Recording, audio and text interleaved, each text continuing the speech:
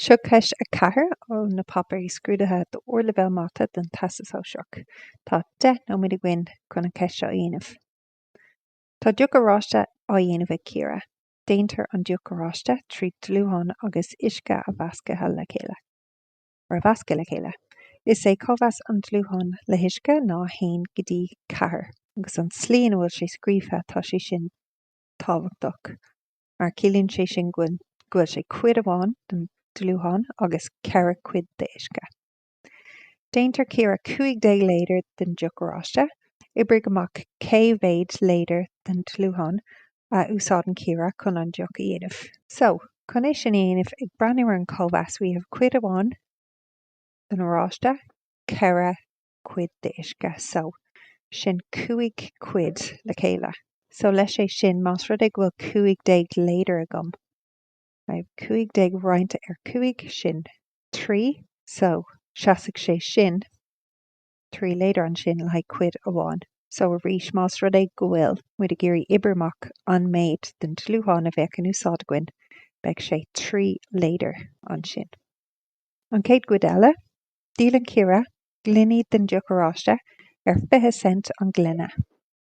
Tá 250 millilitr den duc in gach glunne. Dílann si 10 léidir san iomlán, is é €5.50 an costas iomlán a bhí orthú. Oibrig amach an Brabús mar Céatadán den costas iomlán. Bíodh do freagra carcadí ionad deiciúil. So, más rud ag bhfuil 250 millilitr den duc i ghlach glunne. Más rud ag bhfuil muid breathnú ar 10 léidir an sin. Chun é sin ibrimeach is féidir linn just nóta a chur go bhfuil léidir amháin is comhrom le ceithre glunne, mar go bhfuil chathair fá 250 millilitr is comhrom le 1 léidir amháin an sin. So an sin we're breathnú ar 10 léidir. So léidir amháin is ceithre glunne, 10 léidir, beidh 10 glunne a gceist an sin. Tá si díla iad sin ag 20 cent in aghaidh an glunne, so an sin 10 fá nád punk a dó, beidh €8 bailithe an sin. So an costas a bhí ar an 10 léidir sin was €5 agus 50 cent. So we have our €8 lúda €5 agus 50 cent. Tuairfidh sé sin an Brabús atá déanta againn. Doing. So sin €2 agus 50 cent. So, just ag an bhainte seo, nuair is rud é go muid ag dailleadh le léidir glunne airgid caite strac an sin cumá. Beidh sé tábhachtach chuna lipéidí a chur ar na rudí tá muid ag caid faoi ónas nach bhfuil na uimhreacha ar fad measca suas le na rudí bheaga tá muid ag déanamh síos sa bosca seo. So an Brabús tá déanta againn ná €2 50 cent, caiigh muid é sin ibrimeach mar an Céatadán. So beidh sé ibrimeach againn leis an Brabús thar an bun price agus an sin fá 100 fangéid.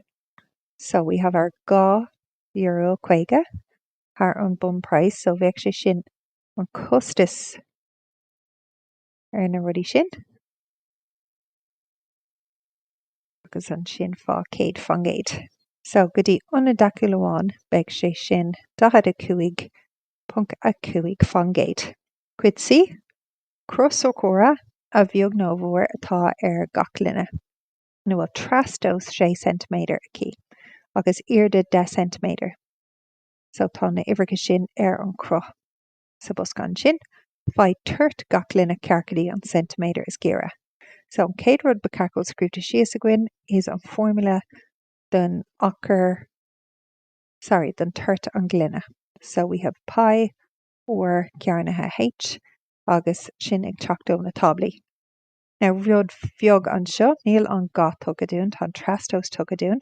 So más rud ag bhfuil 6 cm tugad an trastos, an sin beidh or an gá comhrom le 3 cm, agus an irde h ná an 10 cm an sin. So go dtí an centimeter is géire, we have pi is féidir le sin a chur isteach ar an ormhan mar pi nó 3.1 agus an sin fá 3 cearna agus an sin fá 10.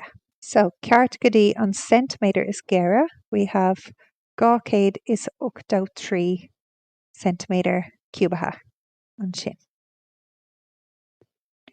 Agus sin é de ceiste 4.